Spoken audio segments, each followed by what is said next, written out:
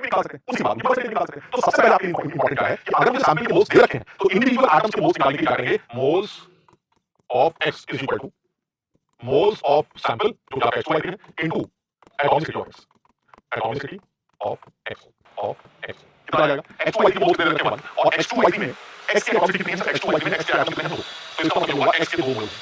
इसी तरह अगर आपको मोल्स ऑफ y निकालने होंगे, मोल्स ऑफ y वो कितने होंगे, वो होंगे मोल्स ऑफ सैंपल, सैंपल का नाम क्या है, moles of x2 into atomicity of y, atomicity of y। तो अगर मोल्स की बात करें तो 1 रखें सवाल में और एटॉमिसिटी 3 है, तो इसका मतलब ये हुआ कि y के कितने मोल हैं, 3। यानी अगर मुझे कितने आ जाएंगे sir, wait given divided by molar mass of sample, और मोलर मास ऑफ ग्लूकोज का 1 इंटीग्रल, तो दिस इज 2। यानी सैंपल के मोल कितने हैं, 2 मोल्स। क्लियर हो गया, ग्लूकोज का जो मोलर मास है, मॉलिक्यूलर वेट वो 180 ग्राम पर मोल होता है। मोल्स ऑफ कार्बन कितने आ जाएंगे, सर 6 है, सैंपल के मोल और ये 6 है, एटॉमिसिटी कितना आ जाएंगे, 2 इनटू एटॉमिसिटी दैट मींस 12। और अगर 12 मोल आ गए तो वेट कितना आएगा सर, आपको पता है सर, मोल्स का वेट निकालने के लिए atomicity sorry molar mass multiply करते हो, कार्बन का मोलर मास कितना है 12, सो द वेट इज 144 ग्राम। इसी तरह से मैं हाइड्रोजन के बारे में भी निकाल सकता हूं और ऑक्सीजन के बारे में निकाल सकता हूं, क्योंकि मुझे सिर्फ कार्बन के बारे में सवाल पूछा है, तो 144। क्लियर, इंडिविजुअल एटम्स के मोल्स, सैंपल के मोल्स से एटम के मोल्स तक अगर आगे बढ़ना है तो आप क्या करेंगे सर, मैं एटॉमिसिटी से मल्टीप्लाई करना, multiply by atomicity of atom, जिस एटम के मोल्स आप निकाले उसके एटॉमिसिटी से मल्टीप्लाई करके, जैसे आप देखा ग्लूकोज के 2 मोल थे, डिवाइडेड बाय एटॉमिसिटी, उस एटम के एटॉमिसिटी से डिवाइड करके सैंपल के मोल्स निकाल सकता हूं। वाह, ये तो खूबसूरत हो गया सर, ये बड़ी खूबसूरत बात है, समझ बात अंदर कार्बन का 144 दे रहा है, अब बताइए ग्लूकोज का कितना होगा, मैंने कहा कार्बन का 144 ग्राम है, इसका मतलब कार्बन के मोल 12 कार्बन का मोलर मास कितना होगा, वेल इसका मतलब वेट रखा है और मोल्स निकाले तो इसका मतलब मोलर मास कितना है, तो 144 का कितना आ गया, यानी कार्बन के मोल्स कितने हैं, 12। सर कार्बन के 12 मोल्स हैं और ग्लूकोज के अंदर कार्बन की एटॉमिसिटी 6 होगी, तो इसका मतलब होगा अगर मुझे ग्लूकोज के मोल चाहिए तो कार्बन की एटॉमिसिटी से डिवाइड कर देता हूं, तो 12 को अगर 6 से डिवाइड कर दूं तो ग्लूकोज के 2 मोल आ जाएंगे और 2 मोल ग्लूकोज का है 360 ग्राम आता है, तो ये मोल का नहीं होगा, मोलर मास नहीं, 2 मोल का 360, यानी 144 हो गया तो 360 तक पहुंच जाऊंगा, 360 हो गया तो 144 तक पहुंच जाऊंगा। सर ये सब 22 सर ये सब इंटरकनेक्टेड है, आसान है। और उसमें कह रहा है कि ऑक्सीजन के 10 मोल, समझे, तो मतलब ऑक्सीजन की एटॉमिसिटी कितनी, सर ऑक्सीजन की एटॉमिसिटी 4 और 5, 5 यहां है 4, तो यानी ऑक्सीजन की एटॉमिसिटी 9, इसका क्या हुआ, moles of sample, moles of CuSO4 dot 5 बताओ क्यों सर, आपको ऑक्सीजन के मोल पता है तो सैंपल के मोल निकालिए, ऑक्सीजन के मोल को moles of oxygen atom divided by atomicity,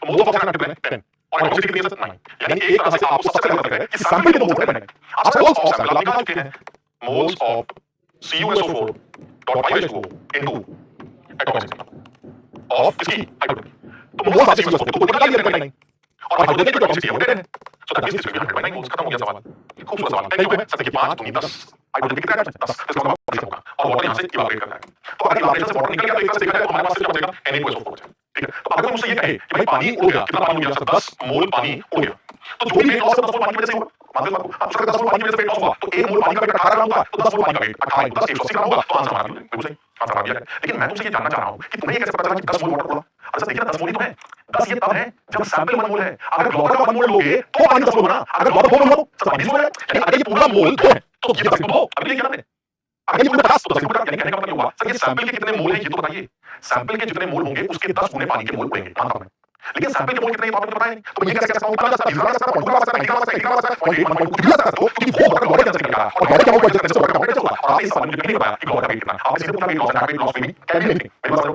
JEE का भी सवाल नहीं बनाया, बच्चे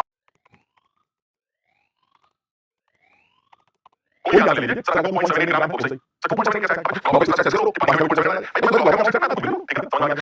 तो ऐसे में वाटर मोल है तो जो वेट लॉस होगा परसेंटेज वेट लॉस कैसे निकल जाएगा, percentage weight loss is equal to weight of water divided by total weight equal ये परसेंटेज। अब आप क्या लगाना, अगर टोटल वेट ज्यादा तो वेट ज्यादा होगा, नीचे वेट कम नीचे वेट कम होगा, यानी रेशो हमेशा कांस्टेंट है, समझ, तो अगर वेट और वाटर टोटल वेट की बात करूं तो ये बेस्ट तरीका है, इससे पानी का वेट कितना है आपको कैसे पता चलेगा, अरे पानी का वेट कितना है इसका बेस्ट तरीका ये है कि आप इस वाटर का 1 मोल लीजिए, ये वाटर का 1 मोल, अगर वाटर 1 मोल तो पानी 10 मोल, अगर वाटर 2 मोल तो पानी 20 मोल, आपको जितना मानना तो बेस्ट तरीका ये माना जाता है कि जब कभी परसेंटेज से रिलेटेड सवाल आए तो बेस्ट तरीका है आप इस पानी के मोलर मास को ही इसका टोटल वेट मान लें, ताकि इस पानी के 1 मोल को ही आप कंसीडर करें। तो यहां पर जो टोटल वेट है इसे मान लीजिए उसका वेट है तो उस m में 0.1% सल्फर है, तो इसका मतलब ये हुआ कि m का 0.1% सल्फर का वेट होना चाहिए, m का 0.1% सल्फर का वेट होना चाहिए, तो m into 0.100 is equal to weight of sulphur, weight of sulphur. अब सर दिक्कत है क्या सर, सल्फर का वेट क्या होगा, अरे सल्फर का 32 होगा, इसमें क्या होता है, अरे भाई वेट ऑफ सल्फर तो तब तक होगा 32 होगा जब एक सल्फर एटम होगा, ऐसा तो हो सकता है उस मॉलिक्यूल में सल्फर के 2 एटम्स हो और सल्फर के 2 एटम्स हैं तो सल्फर का वेट कितना होगा सर, उस केस में सल्फर का वेट 64 होगा, और 3 सल्फर एटम तो टोटल सल्फर का वेट क्या होगा 96 होगा, 4 सल्फर एटम तो सल्फर का वेट कितना होगा सर, इसमें 2 हो जाएगा 128 हो जाएगा, सो ऑन। हमने कहा मतलब क्या कहना चाहते हो, हम कहना ये चाहते हैं कि जब तुमने सवाल में हमें ये बताया ही कि तुम्हारे मॉलिक्यूल में सल्फर कितने हैं, तो फिर मैं ये बोल सकता हूं कि आपका मॉलिक्यूलर वेट m है तो उस m का 0.1% सल्फर का वेट होगा, ये ठीक है, लेकिन अगर सल्फर 1 है तो वेट 25 आ जाएगा, अगर सल्फर के 2 एटम्स तो सल्फर का वेट 64 आ जाएगा ना, अगर किसी मॉलिक्यूल में 2 सल्फर एटम्स तो सल्फर का वेट कितना है? 32 इसका 32 इसका टोटल सल्फर का वेट 64। अगर किसी मॉलिक्यूल में सल्फर के 3 एटम्स हो तो उसके केस में सल्फर का टोटल वेट 96 होगा। अगर किसी मॉलिक्यूल में सल्फर का 1 एटम हो तो उसके केस में सल्फर का वेट 32 होगा। इसका मतलब ये आपने, क्योंकि यहां हमने बताया नहीं कि सल्फर कितने हैं, तो मैं सल्फर के वेट को 32 ले सकता हूं, ह्यूमन सल्फर एटम 64 ले सकता हूं, ह्यूमन सल्फर एटम सर कोई बात नहीं सकता हूं। अगर ऐसा है तो आप कैलकुलेट करके देखिए सर, अगर सल्फर को 32 लेता हूं तो जो m की वैल्यू निकल के आएगी वो कितनी निकल जाएगी सर? अगर आपने m को सल्फर के वेट को 32 लिया तो m की वैल्यू 3200 डिवाइडेड बाय 0.1 यानी m की वैल्यू क्या निकल जाएगी 32000 यू। अगर आपने सल्फर के वेट को 64 ले लिया तो आंसर 64000 यू आएगा। अगर आपने सल्फर के 3 एटम्स ले लिए तो 96000 यू आएगा। समझ में बात को? अगर आपने सल्फर के 4 एटम्स ले लिए तो आंसर 128000 यू आएगा। यानी मैं बताना चाह रहा हूं कि सल्फर के वेट को आप कुछ भी ले सकते हैं क्योंकि आपको बताया ही नहीं सल्फर के एटम्स कितने हैं। लेकिन ये तो सल्फर का वेट आप लेंगे, सल्फर का 1 एटम ले सकते हैं, सल्फर का 2 एटम ले सकते हैं, सल्फर का 3 4 एटम ले सकते हैं। तो इसका मतलब यही सल्फर के एटम्स लेंगे, उसके अकॉर्डिंग आंसर 3264 यानी कोई आंसर 32000 का इंटीग्रल मल्टीप्लाई आएगा। क्योंकि अगर एक सल्फर है तो आंसर 32000 है, अगर दो सल्फर है तो आंसर 64 आएगा। एम मोलर मास लेंगे, इसका मतलब जो आंसर आपका निकल आएगा वो हमेशा 32000 का इंटीग्रल मल्टीप्लाई करके आएगा। और वो 32000 का इंटीग्रल मल्टीपल ये भी है, ये भी है, ये भी है, मतलब होगा ही होगा सर। आधा एटम नहीं लग सकता ना। तो अगर मिनिमम क्या बात कर रहे हैं, एटलीस्ट वो आंसर आएगा। अगर आपके पास एक सल्फर है तो क्या इक्वेशन जल्दी से बताओ। अगर एक सल्फर है मतलब कुछ सोचना ही नहीं है, m का 0.1% क्या होगा सर? m का 0.1% एक सल्फर का वेट होगा, कितना होता है 32। तो आंसर इज नाउ 32000 यू। सही आपका करेक्ट आंसर। यानी ये सब लोग हीमोग्लोबिन में बताएंगे, लेकिन जिस हीमोग्लोबिन की बात कर रहे हैं उसमें ये बोल रहे हैं कि हमारे पास 0.34% आ रहा है हीमोग्लोबिन। चलिए the number of iron atoms 3.3 के अंदर कितना होगा? कितना आंसर वाला वेट ऑफ आयरन कितना है सर? 3.3 का 0.34%। तो मैं कैलकुलेट नहीं करूंगा, मैं बताना चाह रहा हूं कि टाइम ज्यादा नहीं है सर। ये आयरन का वेट बताइए जरा सर, अगर हीमोग्लोबिन 3.3 है तो 0.34% आयरन का वेट बताइए। आयरन का वेट सर, आयरन का वेट मैं कैलकुलेट नहीं करूंगा। वेट आ गया 3.3 into 0.34 डिवाइडेड बाय वेट से मोल्स कैसे निकलते हैं? मोलर मास ऑफ आयरन से डिवाइड करके। आयरन का मोलर मास है 56, समझ रहे हैं? ठीक। फिर आ गया आपका number of atoms, number of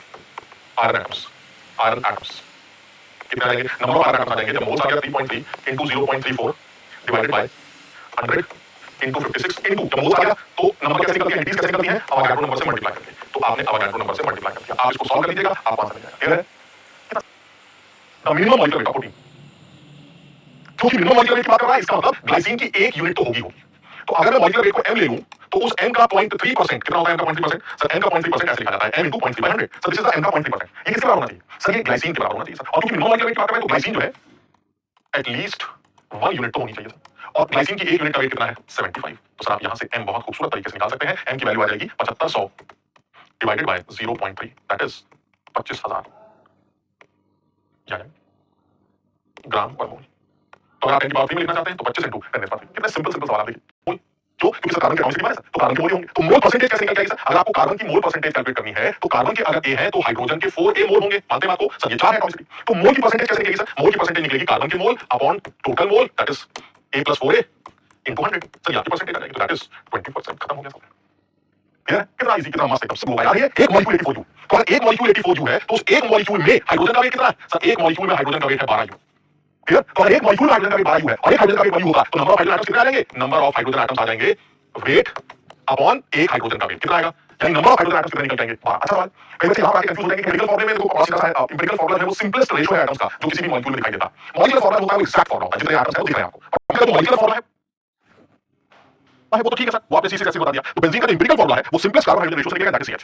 समझिए क्लियर? अब वो n कहां से निकलेगा वो मुझे पता है, वो कैसे निकलेगा? मॉलिक्यूलर फॉर्मूले का weight, molecular formula weight divided by empirical formula weight. ये कहानी है। एम्पिरिकल फॉर्मूला वेट 30, ठीक 30 एक मॉलिक्यूल, एक मॉलिक्यूल की बात करें तो 30। मॉलिक्यूलर फॉर्मूले का वेट कितना है? 120। मॉलिक्यूलर फॉर्मूला वेट कितना है? देखिए मॉलिक्यूलर फॉर्मूले का वेट डिवाइडेड बाय एम्पिरिकल फॉर्मूले का वेट। n की वैल्यू 4 है और जब n की वैल्यू 4 आ जाएगी तो फिर मॉलिक्यूलर फॉर्मूला क्या बनेगा?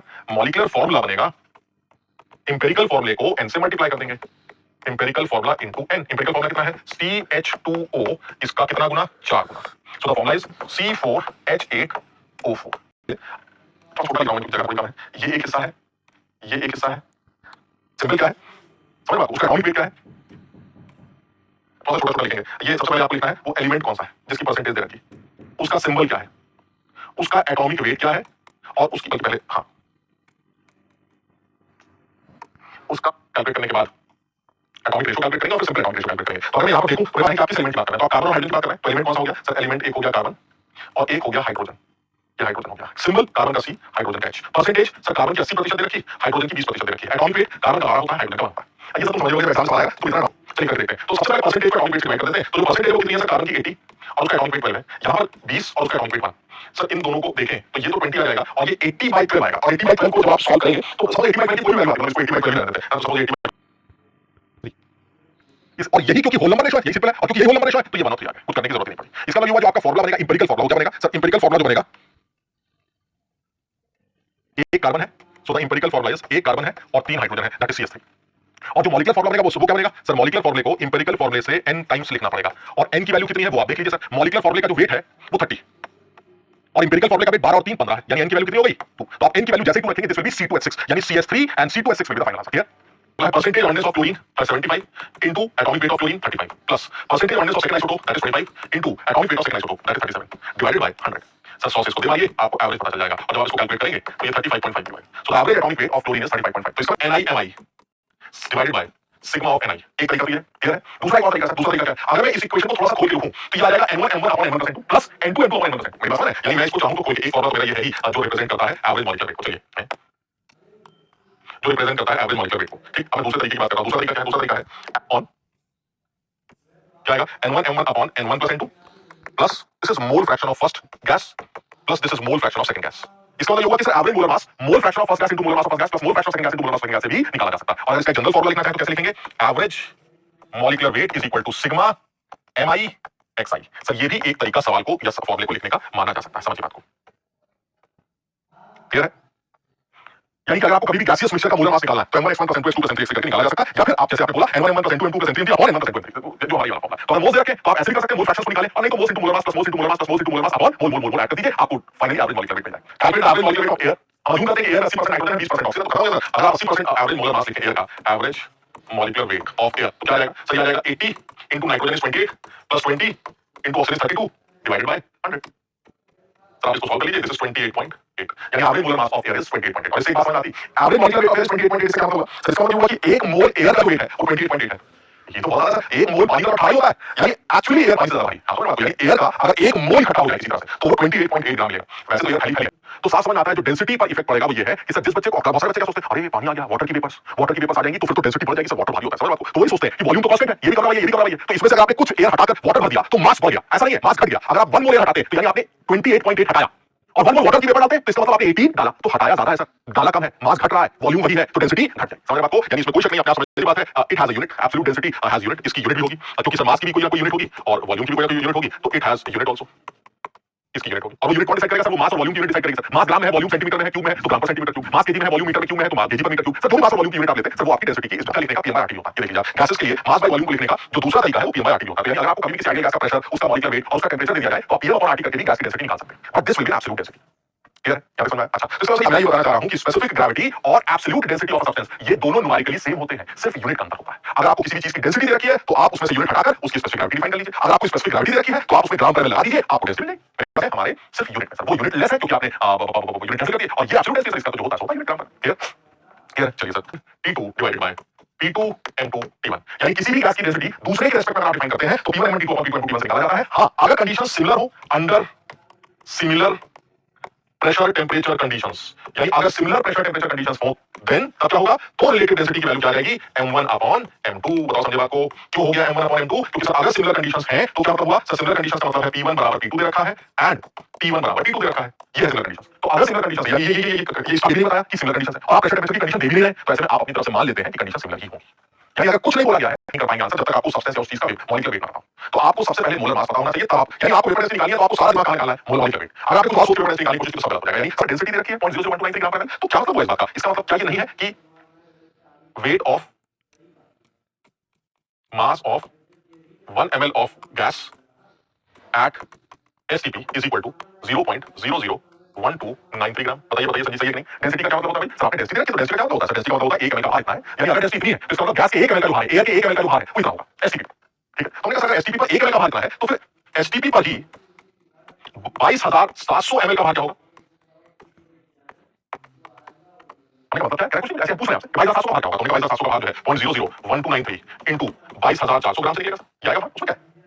हमने लिखा आपने क्यों करा तो ऐसा इसलिए किया हमने क्योंकि अगर आप ध्यान से देखें तो ये जो 22700 ml STP पर है सर, एक्चुअली इसको 1 मोल कहते हैं। याद है, 1 मोल का STP पर जो वॉल्यूम है वो 22700 होता है। यानी अगर आपकी गैस STP पर है वो 22700 ml तो इसका मतलब 1 मोल है, और ये जो भार आपने उसका बताया है वो 1 मोल का भार है और 1 मोल का भार तो मॉलिक्यूलर वेट होता है। इसका मतलब इसका मॉलिक्यूलर वेट खेल खत्म हो गया सर। यानी अगर आप सीधे सीधे समझ पाए तो मॉलिक्यूलर वेट हो गया 0.001293 इनटू 22700 ग्राम। क्या ना 22700 ml है, तुमने याद किया था 22.7 लीटर था वो, तो मिलीलीटर ले दिया ये ml, तो इतने मिलीलीटर का भार क्या होगा सर? ये आपका वेट आ गया। और जब मॉलिक्यूलर वेट आ जाता है तब जाके वेपर डेंसिटी निकलती है 0.00123 को 22700 से मल्टीप्लाई करके आप सबसे पहले मोलर मास निकालेंगे और उसके बाद उसको 2 से डिवाइड करके वेपर डेंसिटी निकालेंगे, और जब आप इसको सॉल्व करेंगे तो ये वेपर डेंसिटी ऑलमोस्ट 14.5 निकल जाएगी। है 16, तो फिर अगर मैं 22.7 ले लूं तो उसका भार आ जाए। सर वो तो मोल का भार है, उसी को मॉलिक्यूलर वेट, खत्म हो गया, समझ में आ गया। यानी अगर मैं सिंपल बात करूं तो 7.5 लीटर का जो वेट है वो 16 ग्राम, तो फिर 1 लीटर का वेट क्या होगा, हम यूनिट मेथड लगा रहे हैं, 16 अपॉन 7.5 ग्राम। तो फिर 22.7 लीटर का क्या होगा, सर वो आ जाएगा 16 अपॉन 7.5 इंटू 22.7 ग्राम। क्लियर है? और ये सब किस पे चल रहा है सर, ये सब एसटीपी पे चल रहा है। और एसटीपी पर 22.7 लीटर का जो भी भार होगा वो 1 मोल का भार होगा, और 1 मोल के भार को ही मोलर मास कहा जाता है। This is the molecular weight. Clear है सर, ये आपका मॉलिक्यूलर वेट। और जब मॉलिक्यूलर वेट आ जाएगा तो वेपर डेंसिटी आराम से कैलकुलेट करेंगे sir. Vapour density is equal to 16 into 22.7 divided by 7.5, और आप इसको 2 से डिवाइड कर दीजिए। एक बार सॉल्व 15 तो 24 आ रहा है sir. So the vapour density is 24। Clear है?